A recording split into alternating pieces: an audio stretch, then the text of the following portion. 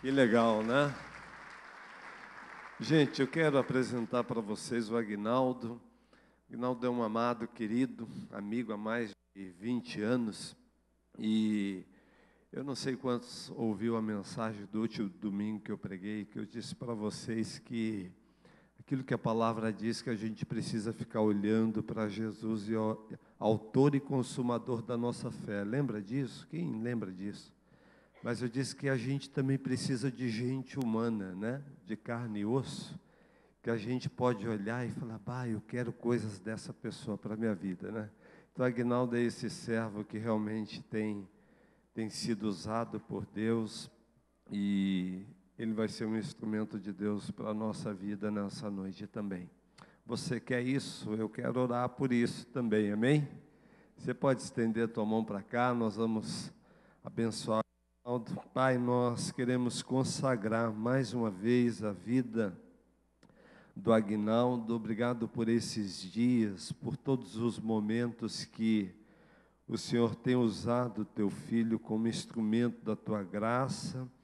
E a gente pede agora por essa noite também, que a tua igreja possa receber do Senhor tudo aquilo que o Senhor tem reservado e preparado para cada um de nós. Usa teu filho com autoridade e graça. Nós te pedimos isso no poder do nome que é sobre todo nome, o poder do nome de Jesus. Amém. Olá, igreja, eu sou o Aguinaldo. É a terceira vez que eu estou aqui, já aprendi, né? Eu e o Ranulfo não vamos cantar, até porque realmente, né, as camisas parecem, mas olha, eu quero dizer assim, se é uma virtude a gente saber algumas coisas que a gente faz bem e ter todo o esforço nisso, também é uma virtude saber o que a gente não faz bem e não fazer. E eu tenho síndrome de Down musical. Eu cantava num coral, e daí eu tinha o Otávio. Ele era muito bom, né? Uma pessoa de música, como esse grupo aqui. O dia que o Otávio faltou, eles me dispensaram do coral. Eles viram que eu só cantava um segundo depois do Otávio. Eu tinha que tentar pegar o que ele falava para caminhar. Brincadeiras à parte, estou muito feliz de estar aqui e queria dizer a vocês assim, esse vídeo, essa animação em 3D, está muito perto mesmo de uma realidade. E quando você percebeu aquele corredor grande, né, que tem, bonito, né, um corredor bem grande que tem, ontem eu caminhei com, né, o pastor Marcelo, é isso? O pastor Marcelo e o pastor Ranulfo, ali, perguntei para ele qual era a metragem e tudo mais, e fiquei olhando, por quê? Eu não sabia, fiquei sabendo depois com o pastor Tércio, com o Ranulfo, a igreja foi abençoada por algumas famílias que fizeram uma generosa oferta para a igreja, doando uma área de 70 e poucos mil metros. Poxa, isso tem que ter um coração generoso, bondoso, obedecer ao Senhor. Mas aí a igreja já falava, né, em alguns projetos, alguns sonhos lá, desde 2007, e o Ranulfo estava até um pouco longe, né, em 2007 ainda. Mas Deus também colocava no coração do Ranulfo um projeto social para, vamos dizer, acolher e promover a dignidade humana de pessoas, porque um dia o Ranulfo foi acolhido, porque um dia o amor de Deus usou pessoas e instituições para que ele pudesse vir a reconstruir a sua vida. E eu tenho uma alegria enorme, enorme. Muitas vezes tive a oportunidade em alguns lugares, e eu e a minha família temos uma admiração e um apreço grande, porque o Ranulfo tem abençoado vocês, vocês têm abençoado o Ranulfo, e isso se chama evangelho.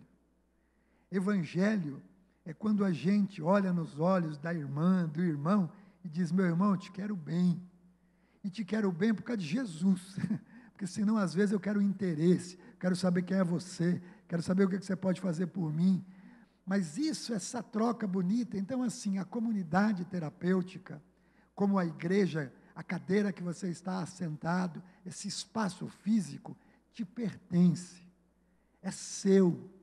Você está na sua casa. Você vem aqui, deve ter assim alegria. Vamos trocar a cortina. Puxa, é assim na nossa casa. Olha o púlpito, olha o som. Então, estas coisas são para usufruirmos, mas também para termos a alegria de participar dos sonhos e desafios da igreja.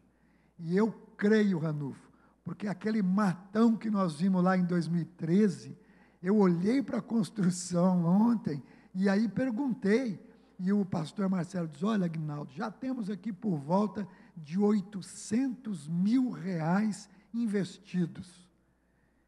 E ainda fiquei assim muito impressionado, né, com o Ranulfo, que como ele disse mesmo, já olhava assim algumas mulheres entrando ali e vendo, vai sair recuperada, vai ter dignidade e tal. Esse é o sonho do povo de Deus. A gente sonha em fazer a vontade de Deus. E aí a minha pergunta nesta noite, o nosso propósito, é uma afirmação para vir a pergunta, o nosso propósito nesta noite deve ser, espero que seja, o meu e o seu, de glorificar a Deus. Queremos glorificar a Deus, ouvir a sua voz.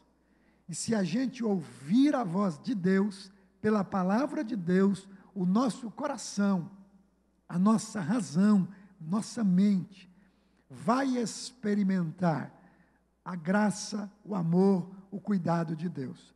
Então, quero pedir para o meu amigo lá me ajudar a colocar aqui uma pergunta que nós queremos fazer para que você possa refletir nesta pergunta e ao longo da palavra que Deus e o Espírito de Deus responda a você. Qual é a coisa mais importante do mundo? Qual é a coisa mais importante do mundo? Ah, irmão Aguinaldo, é claro que a coisa mais importante do mundo é Deus. Sim, é verdade. A coisa mais importante do mundo é Deus. Mas sob que aspecto, sob que prisma, sob que olhar, você pode responder e dizer assim, a coisa mais importante do mundo é Deus. Então, eu quero até homenagear aqui o nosso querido, nos deixou esse ano, o pastor Eugene Peterson. E ele tem uma Bíblia, assim, a mensagem, ele tem uma tradução, da nossa Bíblia, a mensagem, porque é uma linguagem contemporânea, uma linguagem dos nossos dias. E é interessante também notar que é assim, queridos, Jesus Cristo é a única resposta para as circunstâncias e situações que cantamos, lá no passado, no presente e no futuro. A questão é que as perguntas mudaram. As perguntas do Império Romano, as perguntas de um tempo lá, de Paulo, as perguntas de 20, 40 anos atrás, mudaram. Mas nós temos que ter a resposta na Bíblia, na palavra, porque ela não muda. Então, na linguagem contemporânea, eu quero ler com vocês, pode ligar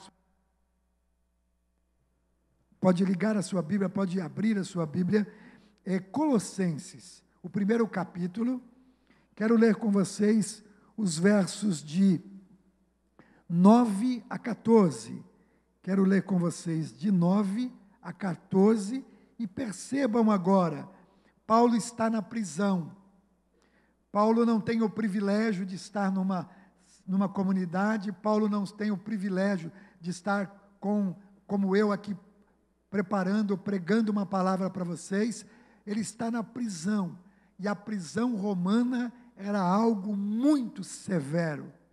Paulo está ali, e ele lembra do povo de Colosso, e ele vai escrever, ele vai orar, ele vai pedir a Deus alguns cuidados, e ele tem um tema assim, trabalhando no jardim de Deus, cuidando, e ele vai lembrar, a partir do verso 9, do capítulo 1, assim, saibam que, desde o primeiro dia em que ouvimos a respeito de vocês, não paramos de orar, pedindo que Deus dê a vocês mente sábia e espiritual, para que adquiram uma compreensão perfeita de como Deus trabalha. Oramos para que vocês vivam bem para o Senhor e o deixem orgulhoso do trabalho que realizam em seu jardim. Vocês aprenderam como Deus trabalha e aprenderão como fazer o trabalho de vocês, mas dependendo do poder glorioso de Deus, que Deus nos dá. É o poder que suporta o insuportável e se derrama em alegria e gratidão ao Pai, que nos fez fortes o suficiente para que tenhamos parte em tudo de glorioso e belo que Ele tem para nós.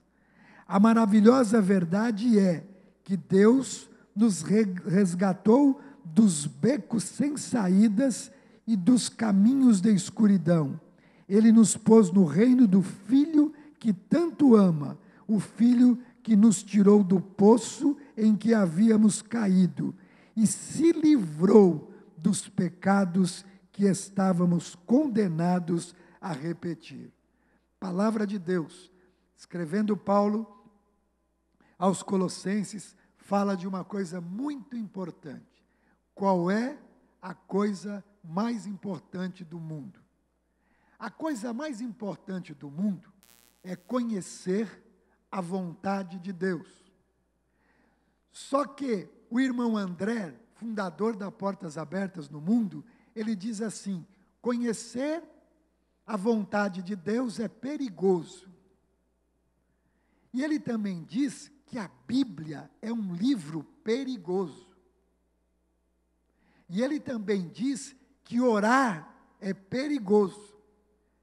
Mas é muito mais perigoso não conhecer a vontade de Deus, não ler a Bíblia e não orar. Por quê? Quando a gente conhece a vontade de Deus e você não obedece à vontade de Deus, você vai ter problema. Quando você ora, tem uma coisa que pode acontecer: Deus responder a sua oração. E se Deus responder a sua oração, o que você vai fazer? Às vezes Deus responde uma oração que você pede muito, e aí você não quer obedecer. Por quê? Não é só a vontade de Deus que existe. Existe a vontade humana. Existe a minha vontade. Existe a sua vontade, não é?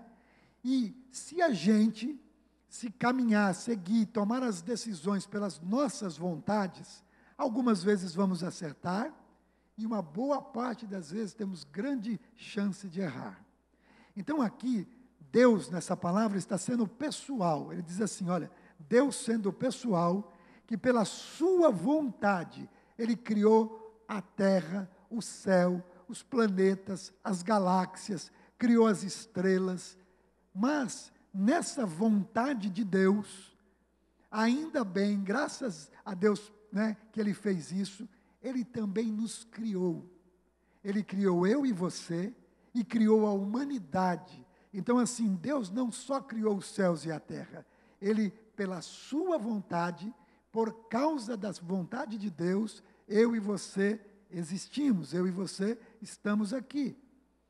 E Paulo, ele ora pedindo para que essa vontade, esse conhecimento de Deus, ele seja assim grande, transborde do pleno conhecimento. Olha só, Paulo orando aqui, ele fala, olha, Paulo ora pedindo para que os colossenses, e nós oramos pedindo hoje, para que toda a igreja Montserrat, para que todas as pessoas que estão nos visitando aqui nesta noite, para que a vontade de Deus transborde na sua vida. E que isso lhe dê sabedoria e entendimento espiritual. Com muita sabedoria e entendimento espiritual, você vai transbordar no conhecimento da vontade de Deus. E aí, o que você vai fazer? Se conhecer a vontade de Deus é uma coisa muito importante, para mim é uma coisa mais importante do mundo, mas aí eu tenho que pedir ajuda para Deus, para poder obedecer e para fazer a vontade dEle. Então vamos pegar aqui um exemplo. Deus criou o sol, Deus criou a terra, e nós dependemos do sol. Então tem dos aspectos, um dos prismas da vontade de Deus, que é assim, a sua vontade soberana, a sua vontade pré-determinada. Então, por exemplo, vocês sabiam que existe um dia marcado lá na agenda de Deus, que eu e você vamos expirar. É assim ou não é? Está lá um dia, eu e você vamos morrer. E você pode orar para que você não passe pela morte, mas você não pode orar para que você não morra. Você pode orar, Jesus volta, eu quero ser transladado, eu não quero morrer, tomara que Deus volte antes de eu morrer. Mas é uma vontade determinada de Deus e eu não posso mudar essa vontade. É uma vontade de Deus determinada que o mundo vai acabar.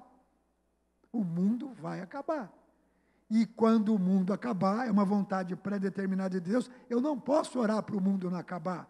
Então são coisas desta forma. É importante a gente conhecer essa vontade e é importante a gente obedecer. Por quê? Porque a Bíblia diz, ou por ignorância, ou por conhecimento, e mesmo sabendo que eu devo fazer a vontade de Deus, mas eu decido não fazer, e aí quando eu decido não fazer a vontade de Deus, conhecendo a vontade de Deus, a Bíblia diz que isto é pecado, desviar da vontade de Deus. E a Bíblia também diz que quando a gente desobedece isso, claro, nós pecamos, mas também a Bíblia diz, olha, a paga do pecado é a morte, o salário do pecado é a morte. Então a gente tem que ter consciência disso e pedir para Deus nos ajudar a fazer a sua vontade. Por quê? Porque a gente considera que a vontade de Deus é uma coisa muito importante. Ok, Efésios, Paulo, em Efésios 5, 15 a 17, ele faz um alerta muito importante. Um alerta para termos cuidado. Se você ler na sua Bíblia, Efésios 5, 15 a 17, ele vai dizer assim para você, olha, de outras palavras, ele vai falar, tome cuidado com as suas decisões. Aonde e como você tem gasto, tem investido o seu tempo. Como você tem aplicado, como você tem gasto o seu dinheiro. E Deus também fala que a sua energia, as suas prioridades estão dentro desse contexto. Então, Paulo faz um alerta dizendo, olha, como vocês decidem, como usam o seu tempo, aonde gastam sua energia e para onde vocês estão indo, de modo que tomem cuidado para não ser insensatos, loucos. E daí eu gosto de usar a expressão no positivo, o que é uma pessoa sensata?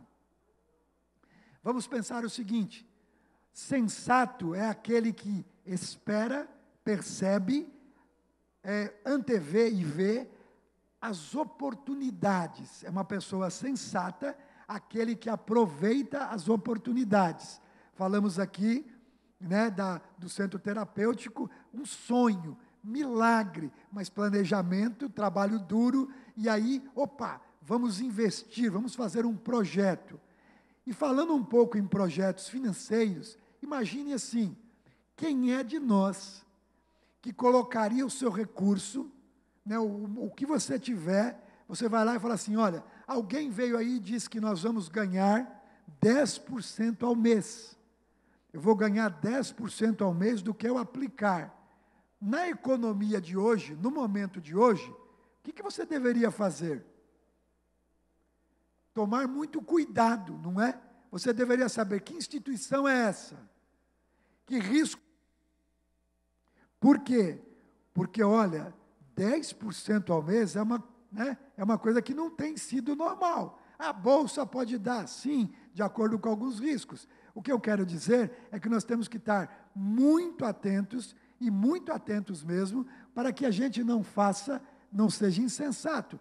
em colocar recursos, seja os quais forem, de modo que depois a gente possa perder esses recursos porque não fomos sensatos.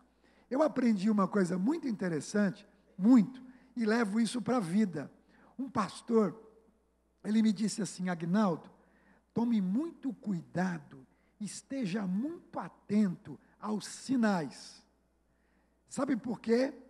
Os sinais revelam muita coisa e os sinais podem evitar muitas coisas se você perceber os sinais. O que eu estou falando? Você vai fazer um negócio e de repente você vai lá conversar com a pessoa e tem uma certa inconsistência. Tem algumas coisas que não batem. A história ou as palavras, a pessoa vai repetir, ou você começa a perceber que tem mentira, ou você começa a perceber que tem alguma coisa estranha, e isso vale para a vida, não é? Como um homem olha uma mulher, como as pessoas se olham na igreja, como as pessoas percebem alguns sinais, estes sinais vão dar para nós linha de atenção, de cuidado, para se alimentar, para confiar, não é? E também os sinais de Deus. Deus, pela sua graça, misericórdia, amor, Ele dá sinais para nós. E estes sinais podem nos livrar de grandes coisas. Então, prestem atenção em sinais. Vamos voltar. Estamos falando da vontade, conhecer a vontade de Deus. Vocês imaginam que a vontade de Jesus Cristo, o Deus homem, o Deus encarnado, Jesus, a essência, né, de todo amor, de toda justiça, de toda paz. Daí Jesus Cristo falou assim, ó, eu quero fazer a vontade do Pai. Ainda bem que Ele fez isso, porque a vontade dele não era ir para a cruz. A vontade de Deus, não, em Cristo, não era morrer. Quem não se lembra, não é, do jardim do Getsemane. Todos nós temos estes Getsemane na vida. Quando nós queremos fazer a vontade de Deus, mas é uma vontade muito dura, muito difícil, muito complexa. Eu preciso abrir mão de coisas que eu não quero abrir. Então a gente tem que ir até o sangue. Realmente foi uma expressão que o pastor usou e eu achei muito interessante. Porque Jesus, ele disse, olha, Jesus falou assim, né, chegou lá no jardim do Getsemane e falou, Deus, está tudo certo, eu já sei o futuro, eu quero ir, vou para a cruz, deixa eles bater, deixa machucar, eu sei como vai ser tudo. Não, ele sabia sim tudo o que estava acontecendo. Mas ele foi o quê? Ele disse, olha, Senhor, eu não quero, se for possível, passa de mim essa tarefa. Mas ele diz assim, ó, faz a tua vontade. A salvação que hoje eu e você temos é por causa de Deus, conforme Hebreus 10:10, pelo cumprimento dessa vontade, fomos santificados por meio do sacrifício do corpo de Jesus Cristo, oferecido uma vez por todos. Graças a Deus que Jesus disse, eis-me aqui, quero fazer a tua vontade, ó Pai. E às vezes fazer a vontade de Deus, a gente tem que abrir mão de muita coisa. E lá em Lucas 22:42, ele aceitou a vontade de Deus e por obedecer até a morte, ele passou tudo o que ele passou. Mas olha a obediência de Deus, como sempre vai resultar numa coisa extraordinária. Jesus ressuscitou, Jesus venceu a morte, e por causa disso, diz Paulo, a nossa fé, a nossa esperança é de que certeza de que nós vamos vencer a morte e vamos estar na eternidade por causa da vontade de Deus que foi obedecida. Bem, se a vontade de Deus tem alguns aspectos, eu já falei da vontade de Deus sobre o aspecto da sua predeterminação, ou seja, Deus determinou algumas coisas, a gente não pode mudar. Então, vamos nos preocupar e vamos pensar, vamos refletir em outros aspectos da sua vontade. E tem outros aspectos. Eu quero falar assim no segundo aspecto. O primeiro é a vontade determinada. Se a vontade determinada de Deus você não pode mudar, não adianta estar fazendo muito calor, e você falou assim, Deus, apaga esse sol. Olha a oração. Aí Deus atende a sua oração, todo mundo morre, porque nós precisamos do sol para viver. Então, Ele não vai atender essa oração. Mas tem um segundo aspecto da vontade de Deus, que é impressionante. A vontade de Deus escrita. A vontade de Deus revelada na sua palavra. E quero me incluir, Aguinaldo se inclua, porque eu tenho sido negligente nessa área, aquilo que eu deveria estar fazendo, preciso fazer melhor, porque se eu quero conhecer a vontade de Deus, e sei que para conhecer a vontade de Deus, o segundo aspecto é, eu preciso ler a Bíblia, simples assim, eu preciso ler a Bíblia e preciso orar.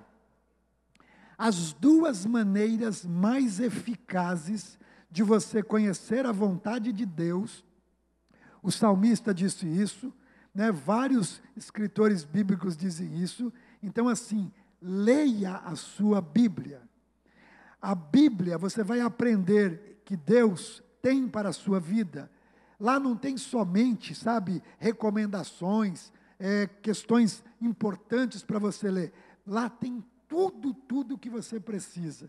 E nós temos sido uma geração que lê pouco a palavra de Deus.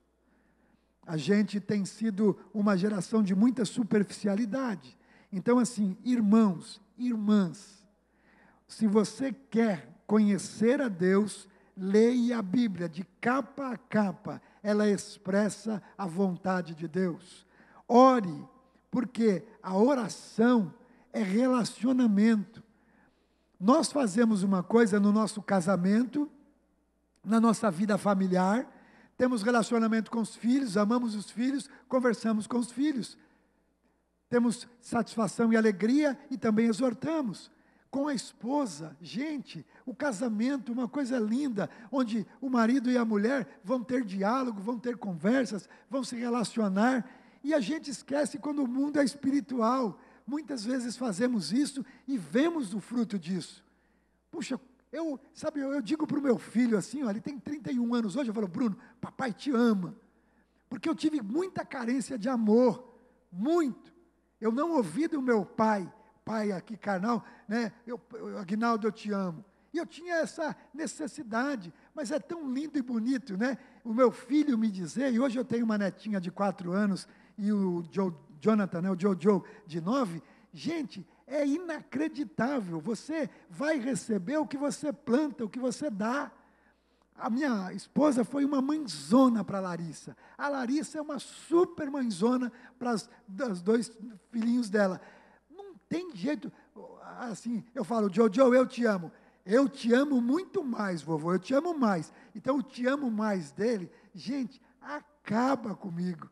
A Sofia tem 4 anos. Te amo, vovô, te amo, vovô. Que coisa extraordinária. Você já experimentou, meu irmão, minha irmã, queridos, amigos, visitantes, você já experimentou dizer isso? Eu digo isso, queridos, com assim, muita responsabilidade. Eu, às vezes, paro assim, sabe, tem uns momentos de loucura, não sei se é loucura, mas eu falo assim mesmo, papai, eu te amo, papai. Eu te amo, Jesus. Eu te amo, Jesus. E é uma coisa assim que é para ele sondar o coração, é para ele ver que mesmo amando ele do jeito que eu amo, às vezes eu deixo ele triste. Às vezes eu deixo o Espírito Santo triste com as minhas atitudes, em não fazer, em não obedecer, em não buscar conhecer a vontade dele. A palavra do Senhor é perfeita, nós temos que entender essa palavra e meditar nela dia e noite, como o salmista disse. Se para você a coisa mais importante do mundo, né, é realmente a vontade de Deus, Efésios 1:9 diz assim, ó, desvendando-nos o mistério da sua vontade. Já pensou nisso? Deus vai te revelar coisas, circunstâncias, situações, né, Eu creio que todos nós que estamos aqui, que buscamos e entendemos que a coisa mais importante do mundo é conhecer a vontade de Deus, algumas vezes Deus já falou, queridos. Deus já falou comigo assim, de jeito assim, sabe? O Ranulfo também me impressiona muito, ele falando algumas questões de Deus, assim, da casa. Eu estava falando assim, Deus está doendo, Deus está doendo. Calma, Aguinaldo, calma, eu estou com você, estou junto nessa dor. E assim a gente vai passando, esse relacionamento precisa ser intencional, pessoal. Eu quero me relacionar com Deus. Isso é uma coisa muito importante. Em João 17, 24, Jesus orou: Pai, a minha vontade é que onde eu estou, estejam também comigo os que me deste. Olha a vontade de Deus. Em João 14, 6, Jesus pediu a Deus, que o atendeu, enviando o Espírito Santo para estar sempre conosco e para nos revelar a plena e perfeita vontade de Deus. O Espírito de Deus habita em você, em mim. Não habita uma árvore, uma batata, um bicho. Apesar que algumas pessoas procuram, né? Outro dia eu encontrei um executivo, assim, já tem um tempinho, um executivo poderoso, de uma multinacional poderosíssima. Ele veio conversar comigo, dizendo que eles foram para Campos do Jordão, pagaram a peso de ouro uma palestra, e o sujeito foi lá num lugar e falou assim: todo mundo agora vamos abraçar a árvore. Vamos pegar a energia desta árvore, da natureza, e nós vamos ter inteligência para ver as coisas, né, vamos dizer, do estratégico, não sei o que tal. E eu olhei para o cara assim, um cara inteligente, com não sei quantos MBA, eu falei: e você abraçou a árvore? Claro que não. Abraçamos a árvore lá e tal. Gente, o Espírito de Deus habita em você. E a palavra de Deus diz que o Espírito Santo de Deus não tem Wi-Fi que cai, sabe? É zap direto.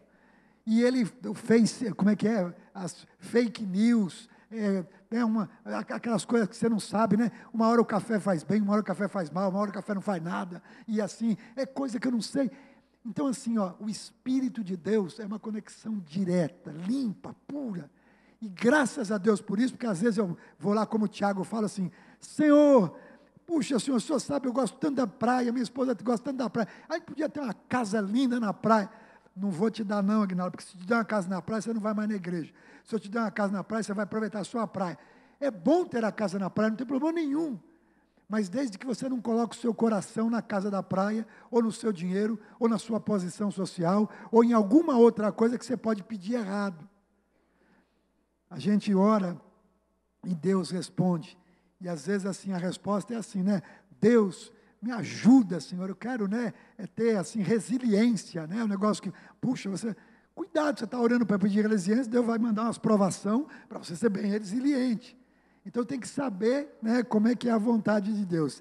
Se buscarmos e encontrarmos a vontade de Deus em sua palavra, nós não vamos prestar atenção, nós não vamos colocar nossa confiança em gente que não tem nada a ver com Deus, que pode ser até inteligente, que nos impressiona. Os mágicos impressionam a gente, mas é truque, sai o coelho da cartola, mas depois você vai ver, tem algum segredo ali. Deus não faz mágica, Deus faz milagre, né? Mágica é com, olha, alguém que treina, que aprende, que engana. Deus não é assim, Deus é diferente. Um terceiro aspecto para terminar, pessoal, um terceiro aspecto da vontade de Deus, que também negligenciamos muito: as grandes decisões da vida. Todos nós temos um momento na nossa vida que temos que tomar grande decisão, pode mudar a nossa vida. Um casamento pode mudar a sua vida para sempre. Ou você aprende um milagre de 2 ser 1, ou você vai continuar insistindo em 2 serem 2 e vai dar confusão. Tem gente que fica 40, 50, 60 anos casado e de repente fala: acabou, não estamos se entendendo mais. Mas rapaz, passou 40, 50, às vezes é isso. E às vezes a pessoa fica 40, 50, falando assim: a gente não pode só dizer que nós não estamos casados há 40, 50. Não tivemos coragem de se separar, mas é um inferno. Questões de uma decisão. decisões como definir uma carreira, vocação, mudar de país, filhos, saúde, negócio, não é? Nós, para tomarmos alguma coisa, eu acredito que nessa área a gente também negligencia bastante. Sabe por quê? Pergunta mesmo assim, ó, uma pergunta para nós, para o seu coração. Apareceu uma oportunidade, olha o sensato e olha a vontade de Deus. Uma pessoa está me chamando para me fazer uma sociedade, nós vamos abrir aqui uma pizzaria, nós vamos abrir não sei o quê, nós vamos fazer... Então, assim, esse momento, qual é a decisão? Eu sou uma pessoa extremamente, assim, impulsivo. Eu e a minha filha, minha esposa e meu filho são muito cautelosos. Aí o que acontece? Eu sabendo disso, domino a minha limitação e falo, olha, tinha uma coisa que acontecia na empresa, eu vou dar um gancho aqui.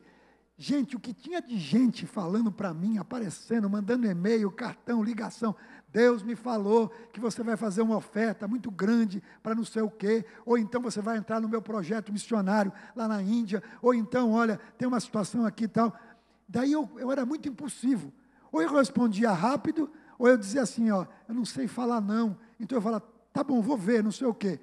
Quando eu percebi que isso era um problema, buscando a vontade de Deus e obedecer à vontade de Deus, comecei a falar assim, olha, eu vou falar com a minha esposa, ela é sócia, para ver o que ela diz.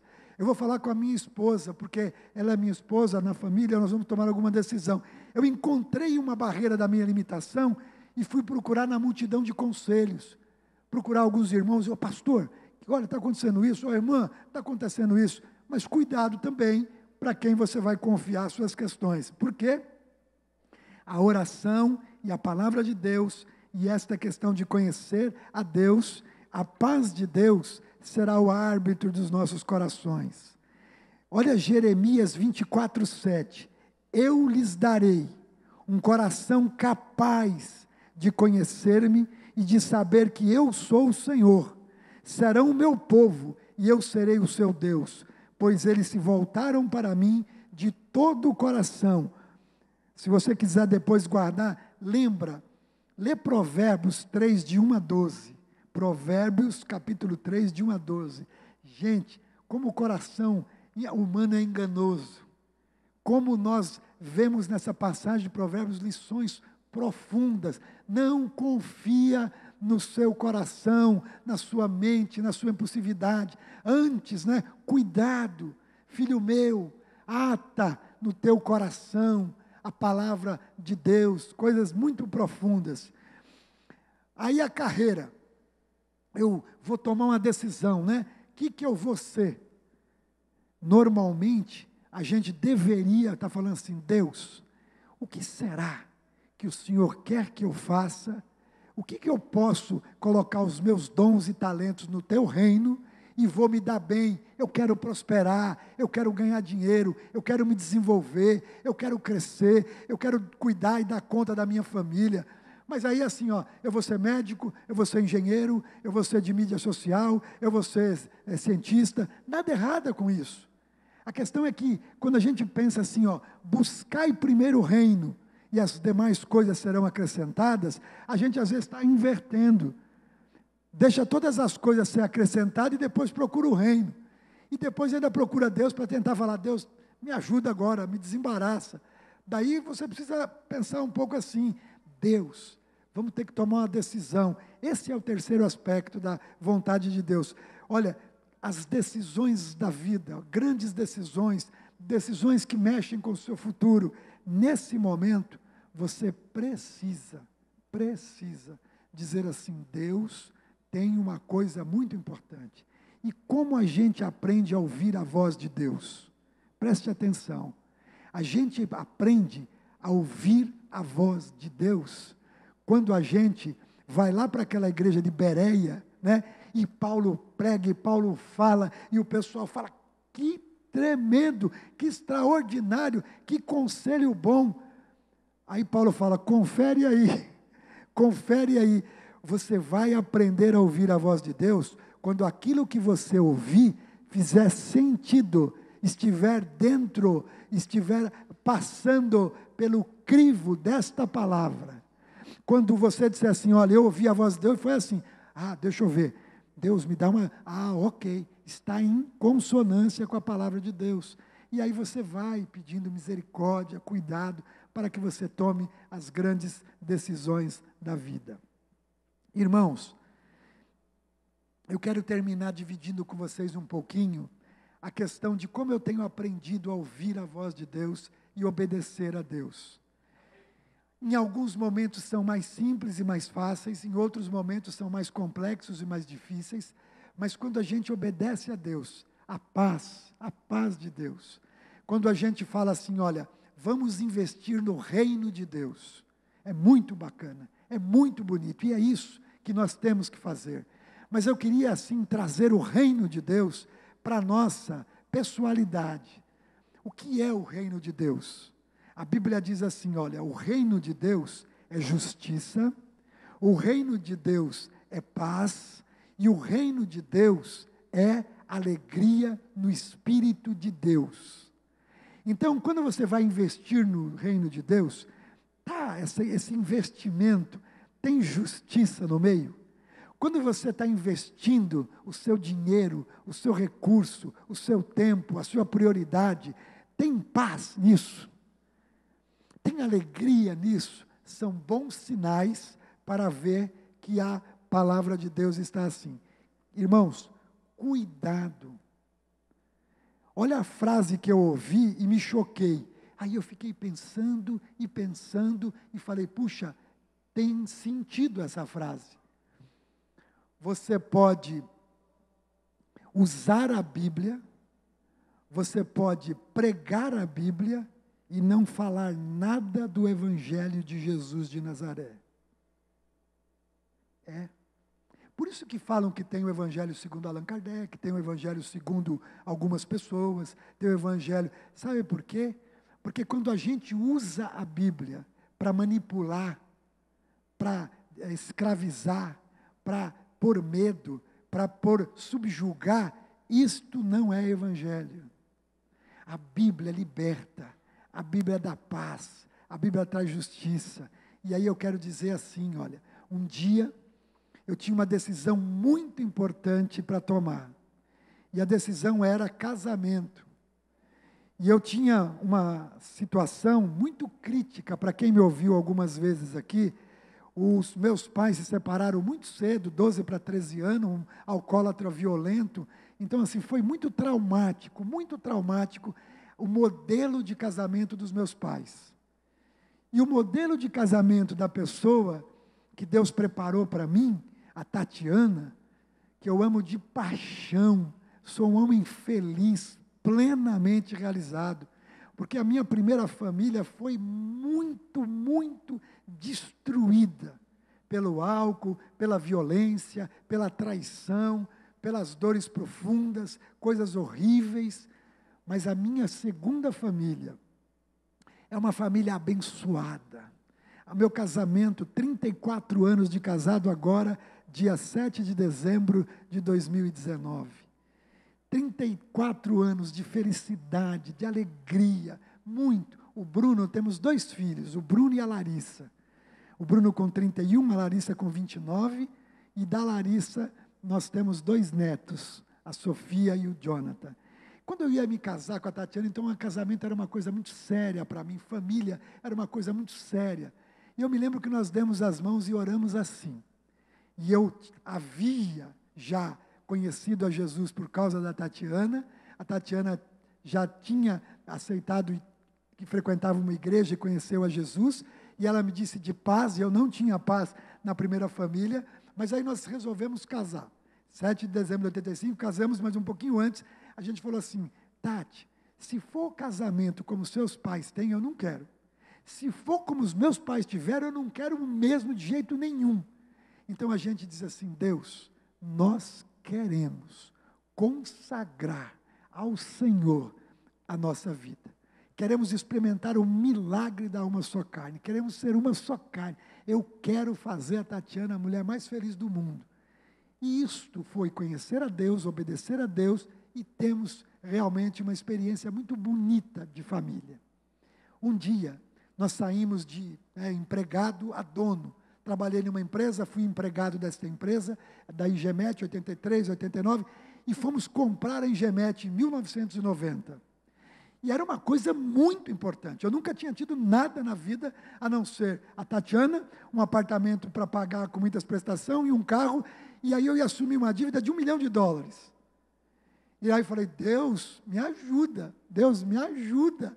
E daí nós fizemos uma coisa, consagramos a nossa empresa a Deus. E eu creio, e eu tenho vivido experiências de que Deus aceitou aquilo que consagramos a Ele. As nossas vidas, porque o que eu tenho e o que eu sou, o que a Tatiana tem e o que ela é, e a nossa família, somos e pertencemos a Deus, é de Deus. Os nossos filhos, nossos netos, os nossos negócios, o nosso dinheiro, a nossa vida conjugal, a nossa vida sexual, é tudo de Deus. Então isso, é óbvio que alguns momentos não são fáceis. E eu quero lhes dizer, aqueles que já ouviram algumas histórias lá de mais para trás, guarde isso, meus irmãos e irmãs, amigo, visitante. 11 de março de 2019, 11 de março de 2019, faz pouco tempo. Eu estava nos Estados Unidos, onde a minha filha mora nos Estados Unidos, em Atlanta, e aí eu estava lá, passando um tempinho com a família, e em São Paulo teve uma das chuvas, uma tempestade, uma catástrofe muito grande. Dizem lá o pessoal do hídrico lá e não sei o quê, que fazia mais de 40 anos que não havia uma chuva como houve na madrugada de 11 de abril. São Bernardo do Campo, vizinho da Via Anchieta, a nossa fábrica está na Via Anchieta, quilômetro 12. São Bernardo decretou calamidade pública. Algumas pessoas morreram e, dentre essa tragédia, nós temos um condomínio industrial, onde tem 5 empresas, a Engemet está dentro desse condomínio, e a Engemet tem uma área de quase 15 mil metros, 14 e pouco, e lá no condomínio, o condomínio ficou debaixo de água. 1,60 m de água em todo o condomínio. A Metal Frio, que é uma empresa de freezers, perdeu 20 milhões de reais. Perdeu muita coisa. A Engemet, o nosso prejuízo estimado em 10 milhões de reais. E o seguro recebendo tudo que a gente tem direito, 2,5 milhões de reais. Vamos receber tudo o que nós temos direito. Eu quero dizer para vocês de que, com muita reverência, tremor, temor, mas assim, sabe, não era brincadeira com Deus. Não era uma coisa assim, era uma coisa desesperadora. Eu cheguei na quinta-feira, depois de alguns dias que pessoas trabalharam 16 horas, 14 horas, 12 horas, limpando, lavando a lama e não sei o quê. Na quinta-feira, quando eu cheguei, a fábrica já estava bem mais limpa, muito mais, mas eu fiquei assim, angustiado em olhar. Eu falei, a gente não vai sair dessa. Eu falei assim algumas coisas assim de meu coração, mas aí eu disse exatamente assim também para Deus. Eu falei, Deus, eu quero ver como é que você vai sair dessa, porque a empresa é tua, porque eu sou teu, porque aqui tem 200 famílias. Eu quero que vocês entendam, nós temos por volta de 130 máquinas, e uma parte importante dessas máquinas trabalham com robôs. É toda automatizada, conexões, medições automáticas, assim, um laboratório, que só o laboratório perdemos R$1 milhão, máquinas que ligam e desligam por causa de medida, não sei o quê. Gente, a fábrica ficou cheia de lama. Eu estava dizendo para o Ranulfo assim, depois de alguns dias, nós fomos assim remover, assim, eu falei, pô, não jogaram água aqui nas plantas? Não era, tinha que remover assim, você passando as unhas assim, nas folhas, porque é um óleo grosso, placas eletrônicas, que assim, então tudo aquilo submerso debaixo d'água, e limpa, e de repente, o presidente de uma das empresas do condomínio, da ThyssenKrupp, ele me chamou e falou assim, Aguinaldo, quem é esse garoto? Quem é esse menino? Esse rapaz que veio de roupão, entrou no meio da lama, e esse menino é o Bruno, meu filho, que toca o negócio. Ele entrou no meio da lama, fez uma reunião com todas as pessoas do condomínio, da 5 empresas, e falou assim, pessoal, não perdemos a vida aqui, e o maior ativo que as empresas têm não foi perdido. O maior ativo que existe aqui é a cabeça de cada um de nós. Vamos para cima, vamos resolver isso, vamos sair mais forte disso.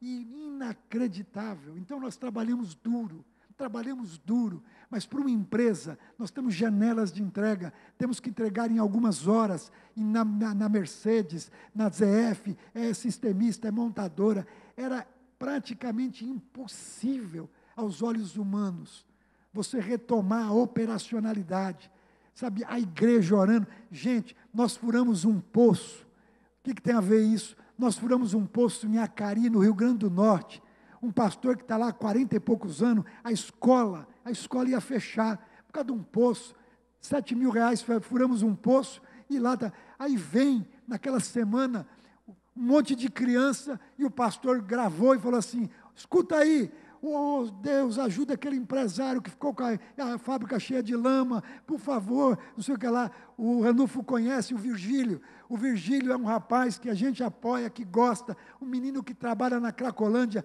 há 20, 30 anos, o amor daquele menino pelas pessoas. Eles estavam lá na Praça da Sé, ajoelhado, fazendo lá um trabalho de oração, vigília pela Cracolândia, aí ele para, grava e manda um zap, olha Aguinaldo, aí estava lá, o povo lá na Praça da Sé, Deus abençoa a Ingemete, abençoa o Aguinaldo, ajuda lá não sei o quê. Então, nós trabalhamos duro, nós fizemos muita coisa, mas não havia possibilidade. Então, assim, o mais cético, a pessoa mais incrédula da Ingemete, e lá tem muito cristão, mas assim, muita gente que ora, muita gente que já usufruiu de benefícios, milagres.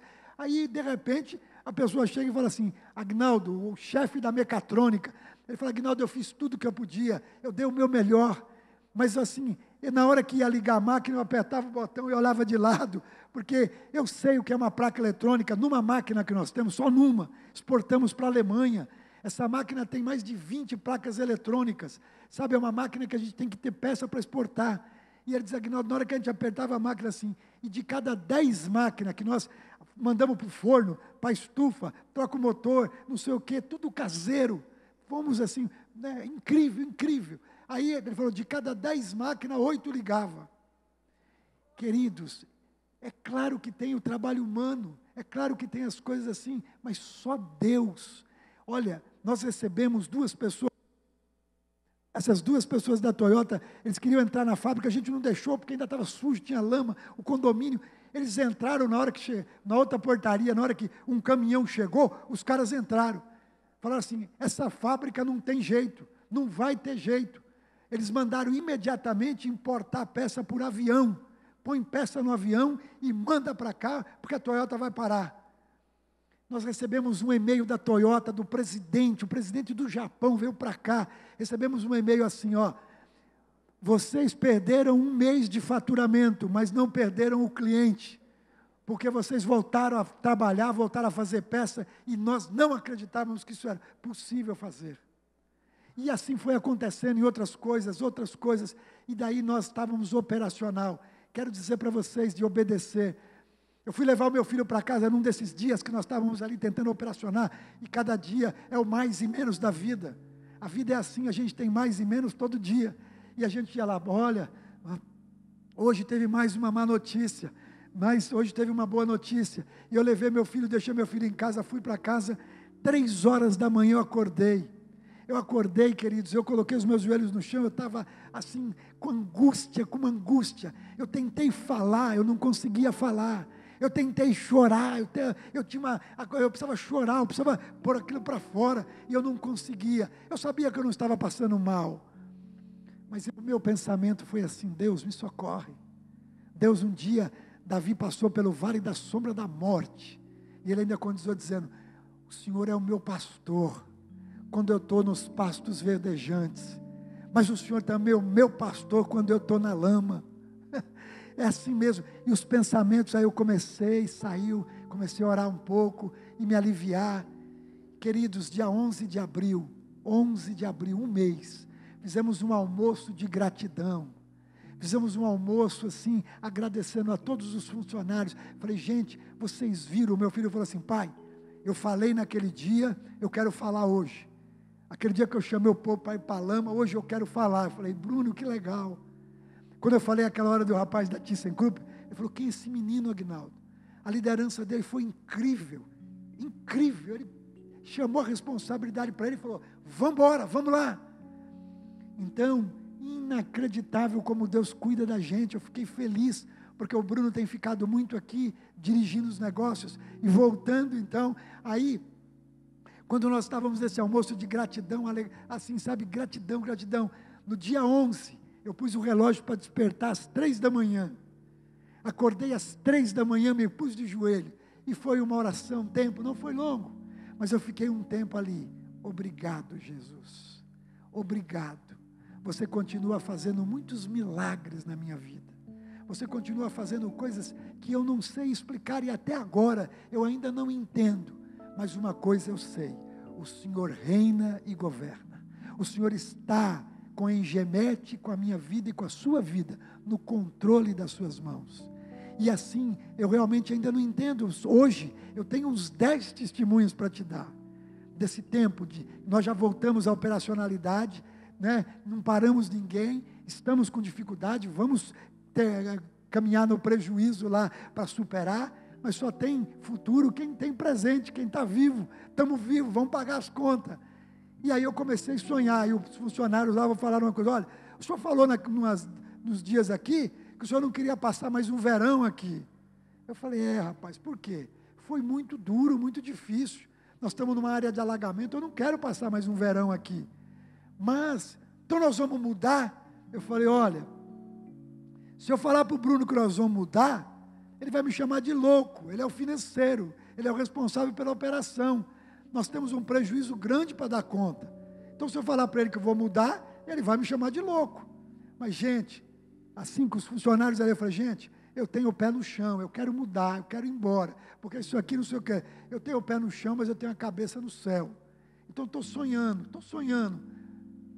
e aí, queridos, o meu filho chegou numa quarta-feira da semana passada e disse assim, eu reuni os 2 executivos da empresa, ele, né, e me chamou e falou, pai, eu acho que eu arrumei o dinheiro da mudança. Eu falei, o quê? Arrumou o dinheiro da mudança? Como assim, Bruno? Ele disse, pai, o advogado da Engemete me chamou e falou assim, olha, Bruno, nesse momento tão duro para vocês lá, eu acho que tem uma boa notícia. Bruno, a Engemete tem uma ação que ela ganhou, e é uma ação de 1990. Em 1990, nós entramos contra o governo federal numa ação de PIS e COFINS, bitributação, alguma coisa assim. E aí ele disse assim, olha, já ganhamos, mas tem aquela coisa de ganhar na instância superior, acabou, trânsito em julgado, ninguém mais muda. Só que, Bruno, eu nunca vi isso, eu nunca vi. O juiz, ele abriu uma situação na sua sentença aqui, a sentença do juiz foi assim, ó, ele está intransitado, julgado, dizendo assim, pode, a partir de agora, compensar todos os impostos federais. Aí eu disse, Bruno, quanto a gente paga de imposto federal por mês? Ele falou, pai, mais de 1 milhão, quase 1.200.000 por mês, 1.200.000 de imposto federal, E quanto nós temos da causa? Quanto que é a causa? Aí ele falou assim, 13 milhões, pai. 13 milhões, Bruno? Vai dar para cobrir o prejuízo? E também vai dar para mudar? Aí eu disse assim para ele, filho, eu já visitei 12 prédios, eu já fui em 12 lugares, olhar, gostei de um, não gostei do outro, e eu não sei, eu tenho aprendido a buscar compreender a vontade de Deus para obedecer. Às vezes é em R$1, R$100, mas também já foi em R$1 milhão. Então nós fizemos uma carreta que tem uma história, um barco que tem uma história, já nos envolvemos assim, o sonho da minha mãe, meus pais partiram muito cedo, o sonho da minha mãe era ter uma casa própria e eu pude fazer isso, mas eu já comprei 11 casas, algumas, poucas, menos da metade foi para algumas pessoas que eu conhecia, as outras eu nunca vi, mas Deus falou para a gente fazer alguma coisa assim estranha, mas eu aprendi que Deus tem realmente feito assim também. Então, Deus não quer o seu bolso, Deus não quer a sua mente, Deus quer você, corpo, alma e espírito, Deus quer você inteiro, mas Ele quer que você conheça a vontade dEle, para saber que mulher, homem, dentre as belezas que o Evangelho tem, a mais bela, Deus te ama e te quer bem. Deus te ama e te quer bem. Então, entregue a sua vida, entregue os seus sonhos, entregue as suas angústias mais secretas, as suas dores mais profundas, mas tenha uma vida de aderência, de sensatez com a sua fé. Porque como você e eu cantamos a última música, a nossa fé não pode ser circunstancial, situacional. Lama, eu também me lembrei que uma pessoa caiu num tanque de ácido e não aconteceu nada. Eu também lembrei que um menino tentou suicídio e depois de ouvir de Jesus, depois de alguns meses, disse assim: Aguinaldo, eu quero viver. E eu estou realmente seguindo lá o livro preto. E outras tantas coisas. Olha, na Engemete, a gente fala assim de um rumo à empresa orgânica. Já teve gente dentro da empresa curada de câncer, por uma oração. Porque o nosso Deus é Deus de milagres. E Ele tem me dado muitos mimos, de, sabe, fazer algumas coisas assim, super especial para a minha família. Mas também tem me dado a mesma alegria de fazer coisas bem importantes na família de Deus. Nós tivemos a oportunidade de investir $100 mil, $100 mil para resgatar uma família da morte. Uma família da morte. Foram descobertos que eram cristãos dentro da Coreia do Norte. E a operação para tirar aquelas pessoas da Coreia do Norte custava $100 mil. Vamos orar, por favor, feche os seus olhos para não se distrair. Senhor Deus, muito obrigado. Eu creio, Senhor, na Tua graça, na Tua bondade, na Tua misericórdia, no Teu amor. E eu creio, Deus, que todo este amor compreende a nossa limitação humana. O quanto nós queremos conhecer a Tua vontade, mas também nos afastamos dela. Não é qualquer pastor, foi o pastor e foi o apóstolo Paulo que disse: oh Senhor, aquilo que eu quero fazer, aquilo que eu preciso fazer, eu não faço. Mas aquilo que eu não deveria fazer, acabo fazendo. Senhor, então nos ajuda, nos livra do mal, mas nos livra de pecar contra o Senhor e contra a Sua palavra. Nos ajuda, Senhor, a conhecer a Tua vontade e obedecer a Tua vontade.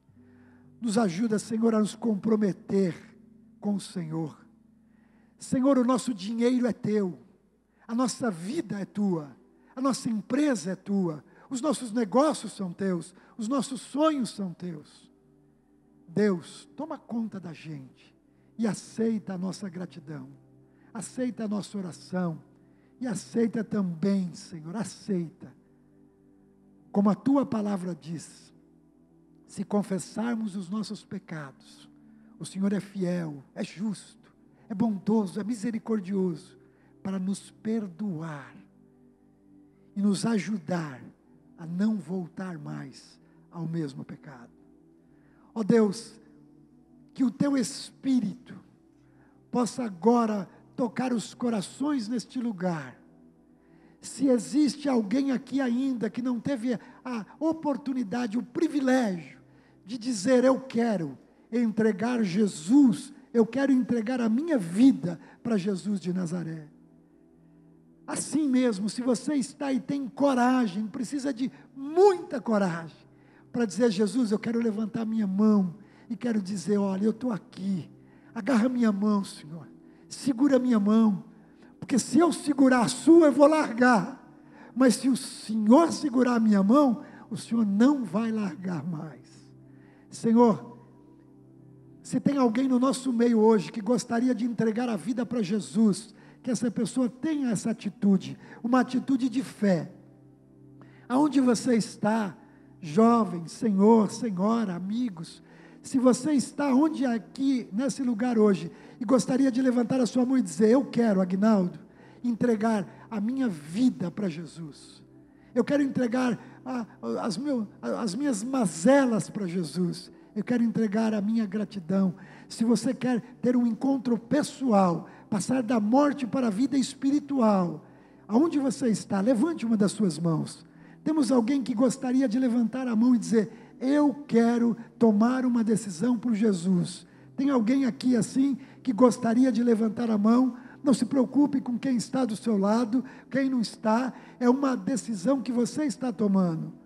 Me parece que não tem nenhuma pessoa que precisa. Tem alguém? Por favor, levante a sua mão. Eu gostaria que, se você levantou a sua mão, você pudesse vir me dar um abraço. Eu quero descer, quero chamar os pastores da igreja. Tem alguém que vem aqui à frente? Quero chamar os pastores para que nós possamos orar. Parece que alguém levantou uma mão. Uma vida vale mais que o mundo inteiro. Queridos, hoje pela manhã, ali está o pastor Ranulfo, pastor de vocês. Tinha uma jovenzinha ali naquela cadeira e ela disse, a minha avó está aqui com 98 anos, e ela estava lúcida. Eu falei no ouvido dela e ela falou comigo. Ela falou, eu quis vir aqui hoje, a vovó quis vir aqui hoje. O senhor falou isso, eu quero aceitar Jesus. Que privilégio orar por uma senhora de 98 anos. Queria tirar uma foto, não tirei. Se você quer tomar essa decisão, vem aqui à frente. O pastor Shane vai orar por você. O pastor Ranulfo vai orar por você. Eu estou descendo, que Deus nos abençoe e que você tenha compromisso com Deus e com a sua igreja. Amém?